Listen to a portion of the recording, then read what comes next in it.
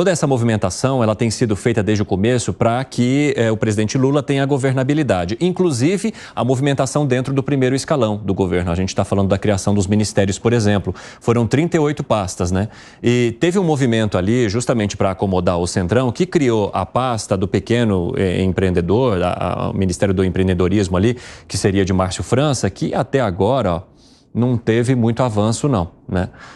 3 estão vagos ali, outros cargos estão sendo ocupados por interinos, tem vários conflitos na bancada do PSB, que é a sigla do ministro, que estão travando essas indicações. Luiz Felipe Dávila, a gente criticou bastante, né, a criação de mais esse ministério, 38º, exatamente porque se percebeu que era um inchaço de pastas exatamente para acomodar pessoas e não porque essas pastas seriam relevantes ou necessárias para esse momento político e de governo. Agora a gente está tendo a resposta.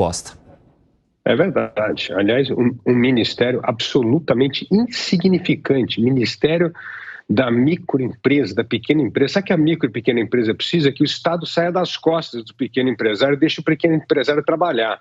E não de mais um ministério que vai criar dificuldade ao invés de facilitar a vida, porque nenhum ali tem empresário. Então, de novo, loteamento de cargo. Agora, o que está acontecendo com esses loteamentos de cargo?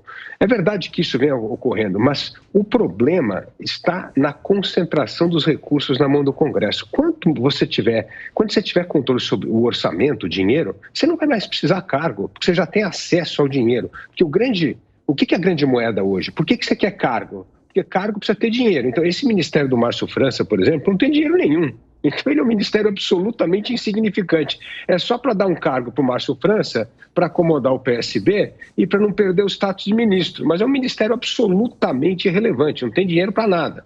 Ele foi completamente esvaziado. Então, conforme o Congresso Nacional mantém o controle das verbas em suas mãos, os cargos vão se tornar irrelevantes, a não ser cargos que tenham dinheiro, né? Ministério da Saúde, Ministério da Educação, Presidência da Caixa, etc. Mas o resto vai se tornar cada vez menos apetitoso para os partidos. E aí vem um ponto que, ao meu ver, é o mais complicado.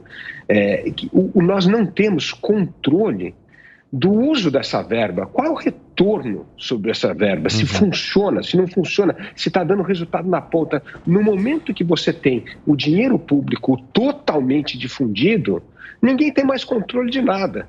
Então, esse jeito do Congresso cada vez se apoderar mais da verba é a perda da transparência e a perda do controle da eficácia do gasto público. Já não tinha nenhuma antes, agora então não vai ter nenhum.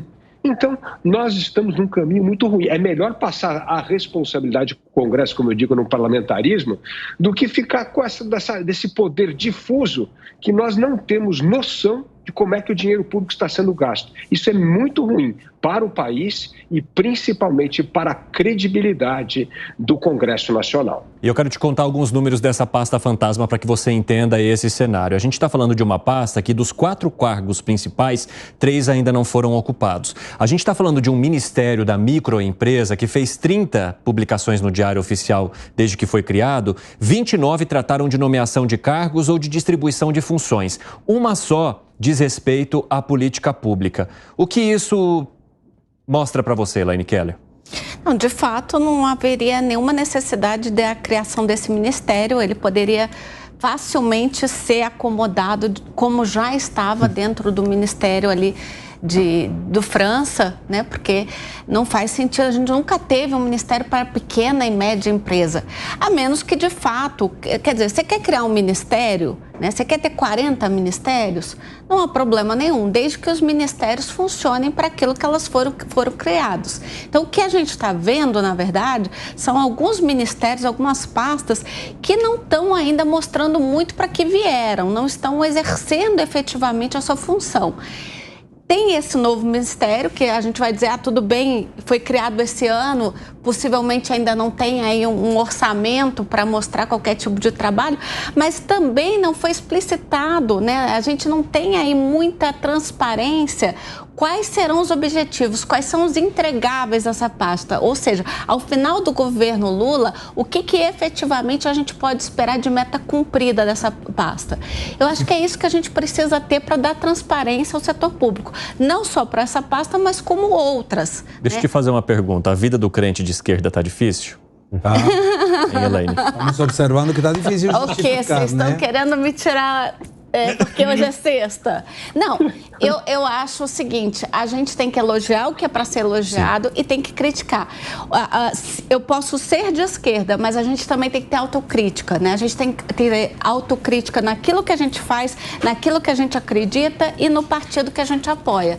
Então, esta é uma autocrítica. Quer dizer, não dá para a gente ter inúmeros ministérios se a gente não tiver objetivamente o que cada ministério vai entregar ao final deste mandato. A gente pode ter até 100 ministérios, desde que a gente tenha muito transparente o que eles vão cumprir ao final disso tudo. Alangani, diferentemente dos outros ministérios, esse aqui não tem nem site no governo. Pois é, e lembra que tinha uma reclamação até do nome, porque pequenas e médias empresas tinham um desprestígio no nome, né? Eles queriam até mudar o nome. Para ver, olha a que ponto chegamos. O governo precisava acomodar, evidentemente, republicanos e PP e não tinha uma solução. Eu até sugeri que tirasse o Geraldo Alckmin do Ministério da Indústria e Comércio, alocasse o Márcio França lá, porque aí sim tem um prestígio. Até porque lá atrás o Márcio França foi um nome importantíssimo na campanha eleitoral. Exatamente, ajudou a eleger.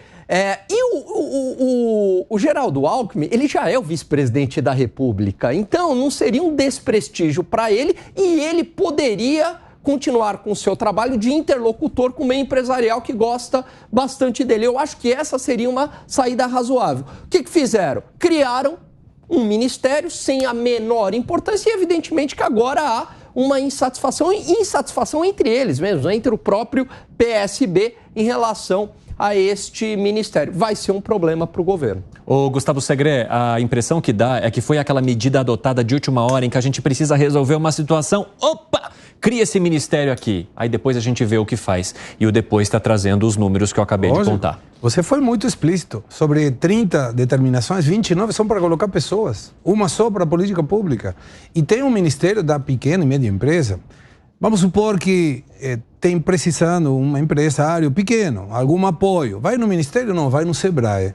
Se ele for de comércio, vai no Senac. Se ele for da indústria, vai no Senai. Então não precisa do Ministério. Sim, então aí poderia ser o Ministério de Assuntos Aleatórios. A gente já tem uma rede que funciona muito bem aqui no Brasil para atender a esse grupo, né? Eu acho até que isso foi muito bem colocado pelo Segré, é verdade. Sim. Foi uma questão que a gente não mencionou. A gente já tem uma rede de ferramentas já disponíveis para o microempreendedor. É o Sistema S. Muito boa. E seria até louvável se você incluísse nesta pasta, por exemplo, a questão das startups. Quer dizer, vamos fomentar o segmento das startups, que é um segmento forte na economia brasileira. Mas não, você não tem nenhuma política evidenciada do que essa pasta vai fazer.